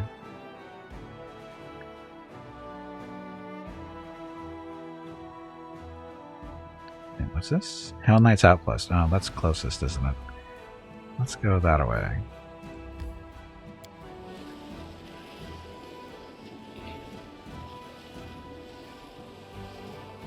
And by spelling Vane wrong, you forgot the H. I wasn't talking about the real way to spell Vane. I was talking about how you spell his name. I'm pretty sure there's an H in there. Oh, look, it's a random encounter. I forgot to move people around. Shoot. We gotta reorganize our group.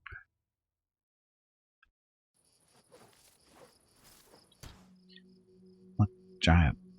Okay, so he's going there. She goes there. Yeah, you forgot the H. Critical mistake.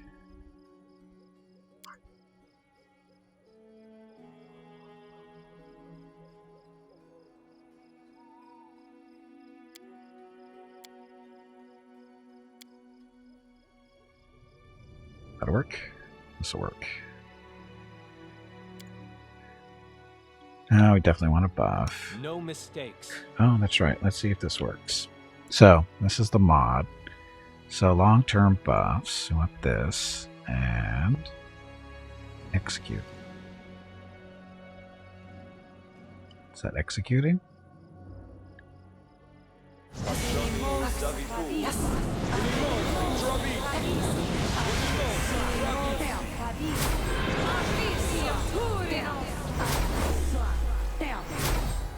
So not quite as fast as Buffbot, but not too bad. He didn't get any buffs though. We'll make things right. Hope so.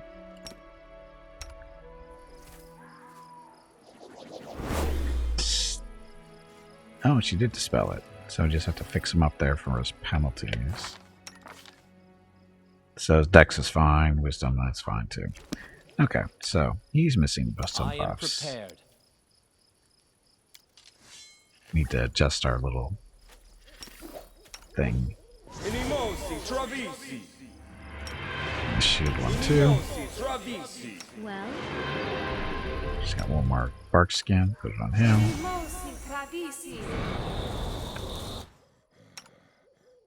Oh, look at all this stuff. So, acid resistance 10. I don't think that needs to be there. Just saying. It's that time again. Drink some water to keep that brain moist. Gains the ability to enhance his armor with divine powers and swift action. This power grants the armor +1 enhancement bonus for every 3 levels beyond 7. War Priest can use this ability number of minutes per day equal to his War Priest level. The duration must be used in 1-minute increments. They do not need to be consecutive. It's already down there. Strength of Will. That in there.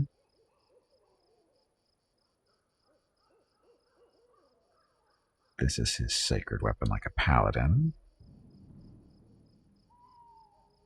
Sacred armor fortification. Don't know what that does. Battle companions. Oh, this is a summoning one. Summon for a minute.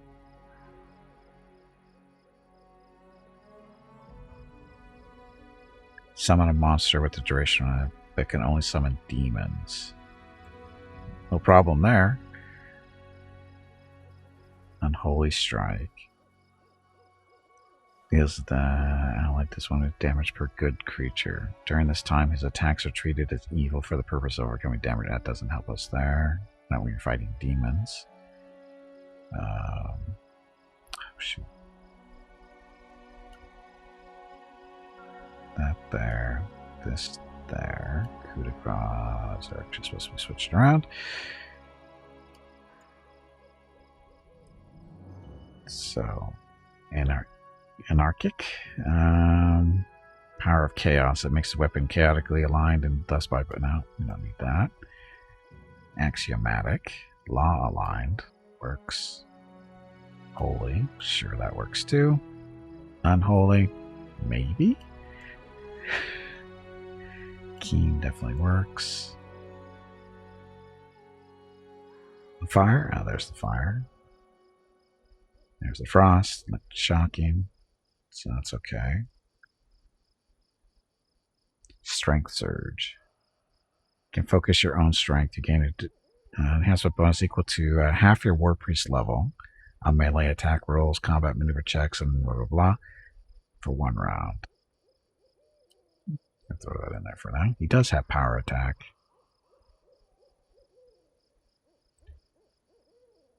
Negative energy fervor. To draw upon the power of his faith to heal wounds or harm foes. He can use this ability to quickly cast spells that aid in his struggles. This ability can be used a number of times per day. Stuff. So, it can heal undead or damage living. That's what those stuff is for. That's for healing himself.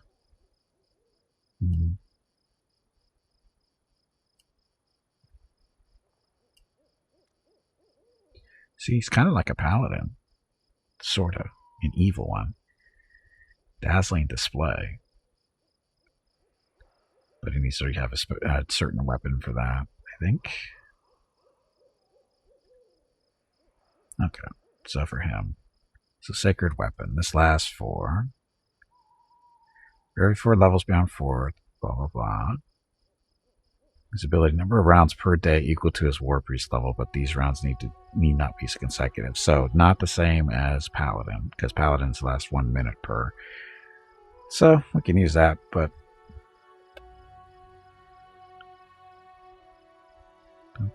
keen. Axiomatic, holding, axiomatic. So that's actually supposed to be keen.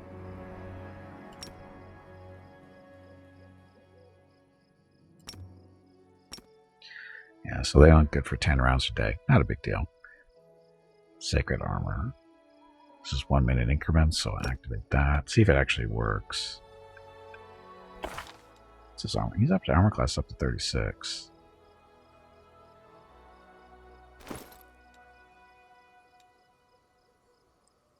Doesn't stack with bark skin. That's okay. Okay, so he's good. He's got lots of stuff to choose from. Her, not so much, but she does have that stuff. Study target swift, so you don't need that one. Put that in there just in case. Set and set. Okay, I think we're all. Oh, she's missing stuff, it seems like. Deadly aim, delay poison. Oh, we're missing heroism. Must end.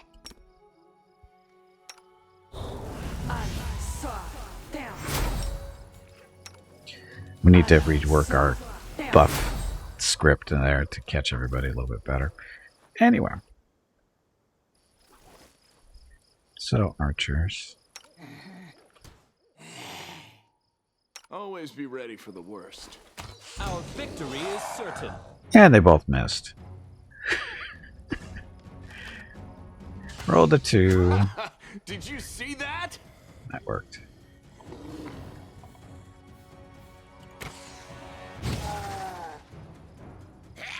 She just marked it. The zombie sound. Get a little bit closer.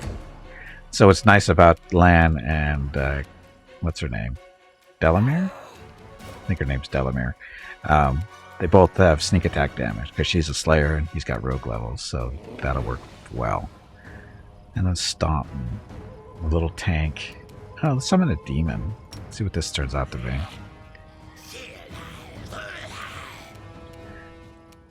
So a shear, so not horrible.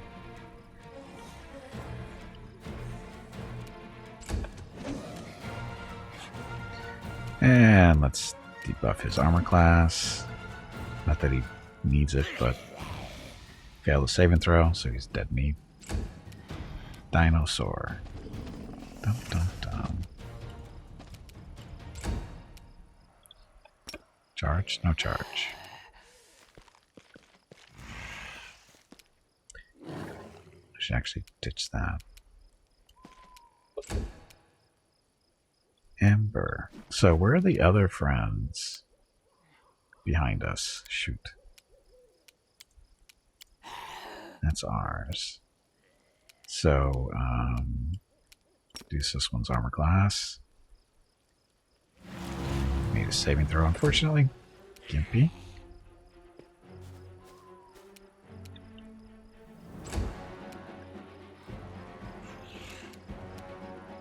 Kill this one. Turn around and start shooting that one. There we go. Ah, there's two back here.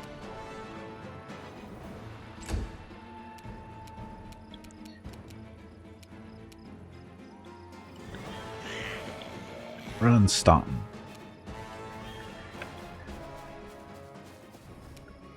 Is it wrong that we have basically undead walking around with holy weapons?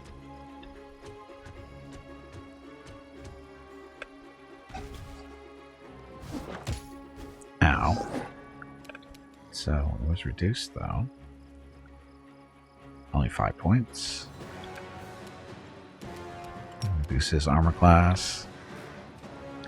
Make a save and throw. Dinosaur, no charge. Need more light. Land. Let's do an extra attack. Oh, he's down to 4. You won't survive me. Your performance is wow. You are That was 3 crits in a row there. Oh, actually, not 3. 2 out of 3. Some heavy damage. Run faster. Ember. Reduce his armor class. Oh shit. That's okay. Misclick. Made a save. Gimpy. Charge. Gimpy with the charge.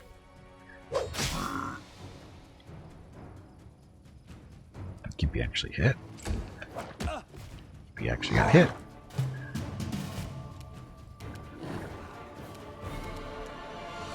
Let's take a 5-foot step forward. Mark him. Unfortunately, no, that works. No sneak attack damage. Why?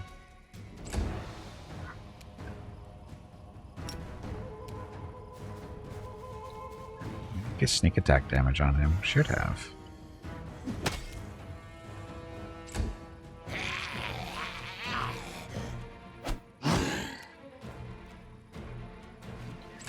Miss.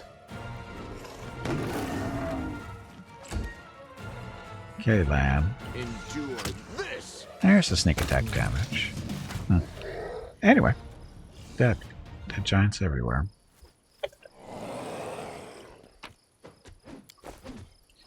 That stuff. So again, this was a random encounter, so no big deal. Take a quick lap around the room or map, see if we find anything laying around. Dun, dun, dun, dun, dun. Nope. So land has been cured, right? Yeah, he needs to be cured, but Gimpy has to. Gimpy can remove I know what to his do. debuffs, or whatever they are.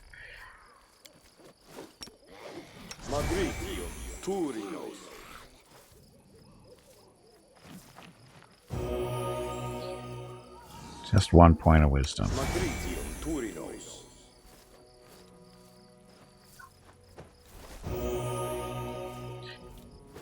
3 points of wisdom. Still.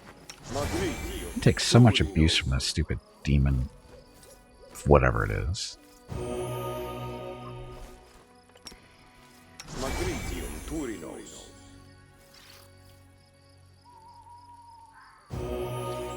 set. Let's see. That's right, he haven't rested yet, so he has no spells. Focus Gimpy. on the goal. Here.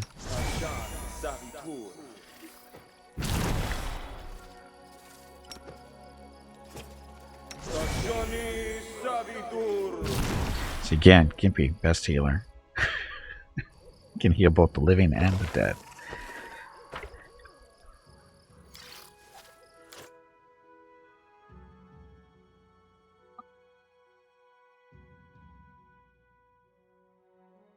So we gotta find more dead people out there to join our ranks.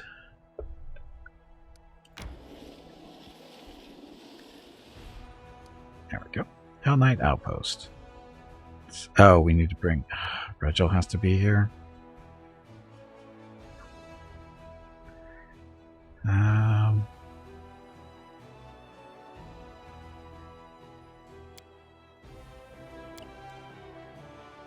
So we swap out.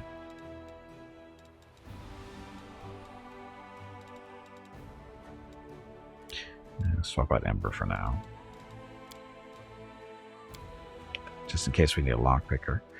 Okay, enemy armies attacking us. But that's why we're defending. We knew this was happening.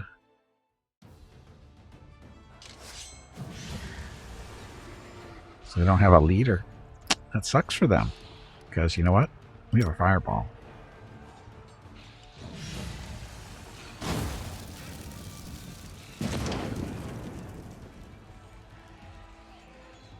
Archers.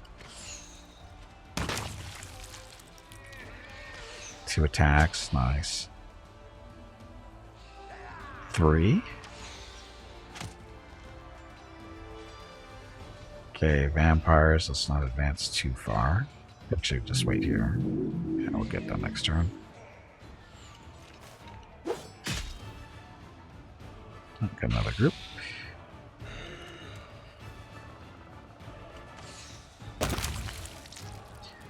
Mongrels. And then the evil, well, not the evil vampires, the useful vampires. Hey, leave the skeletons alone, you bastards. Here, let's heal the skeletons just in case. Bring them back. Over here. Over there. Go mongrels. Wow, vampires didn't do too much damage there.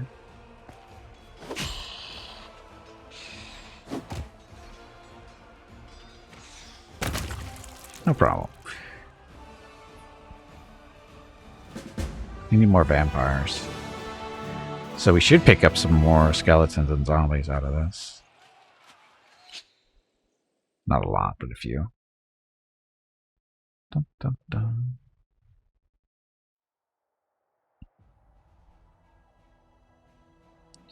Okay, so this army.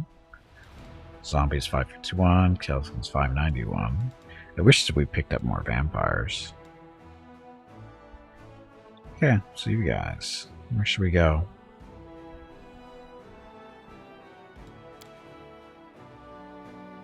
Ah, get them all spread out. So skeleton sharpshooters, 120 it looks like. Yep. Skeleton champions, a little bit harder to kill, regular skeletons. Items, broken phylactery of Stavenius, the rotten ×1, magician ring ×1.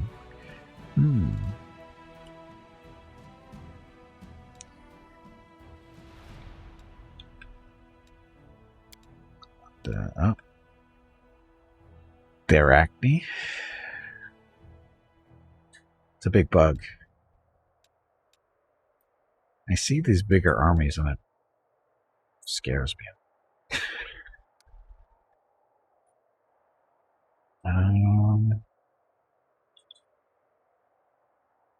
They say we just go back and wait for the next batch of recruits. Specifically the mongrels. Ah, more Hellknights. $4,000, not too bad. Duelists, convicts, more marksmen.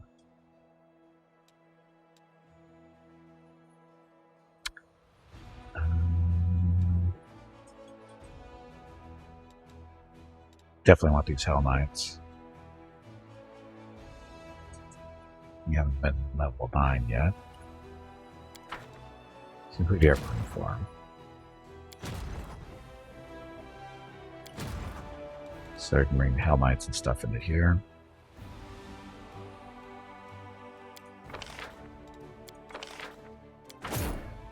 Recruit them. These guys. Never have enough marksmen. And create the champions too.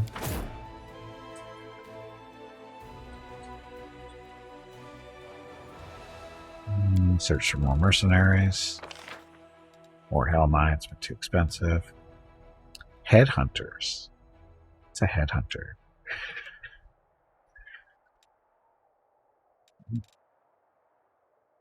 I guess we're okay for now.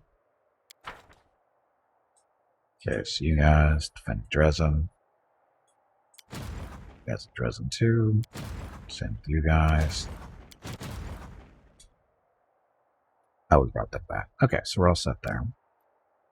Got edicts and stuff to deal with, it looks like.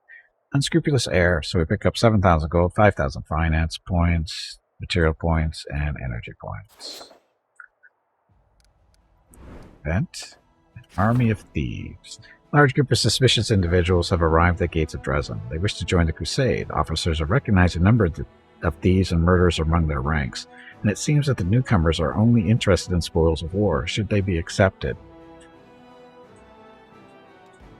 Raise the enemy criminals as undead. 6 skeletal champions and 8 skeleton sharpshooters are recruited at that commander's headquarters. Yes. Why not?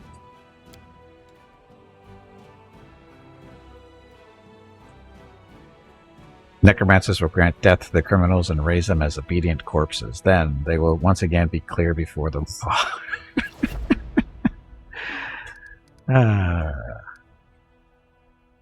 Let's rank up. Logistics reform. Every piece of land that the Crusaders seize from demons puts additional load on the logistics and supply channels connecting the Crusade's troops. In order to maintain this tight network, experienced officers are required to implement reforms to logistic processes. Glory to the heroes. Warriors stuck in the middle of nowhere fighting vicious monsters have to remember why they were fighting and what they were sacrificing their lives for. Soldiers' loyalty will raise once the clerics praise them in front of the god's eyes. But our morale is currently maxed out, so law? You don't care about that so much. Studying the Sword of Valor. Then to the contact of the commander, what does this mean? Clerics and wizards could shed some light on the artifact's properties. Hello, Gimpy. It is time to take a break. That was a quick 2 hours. Go check on the dogs. Okay. Your next break is in 2 hours. That. Okay. Well, that's a good time. So, Gimpy and friends, where are you guys? Oh, you're up here. Oh, sorry, we're waiting for, what's his face? He's joined us. Okay, so, he moves up there into the group. Actually goes there. No, actually goes there? Yeah, that's where Ember was, I think. Doesn't matter. Anyway, I need to take a quick break, get some water, that kind of stuff, see what the dogs are up to, and I'll be back in a few minutes. Thank you all very much for watching, and we'll be back shortly. Enjoy the video.